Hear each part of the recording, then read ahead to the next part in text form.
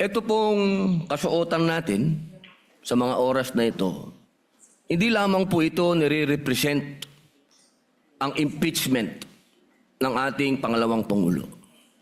Ang nire-represent po nito ay ating karapatan bilang mga Pilipino at unang-una na ang due process. Ito po yun ang ibig sabihin.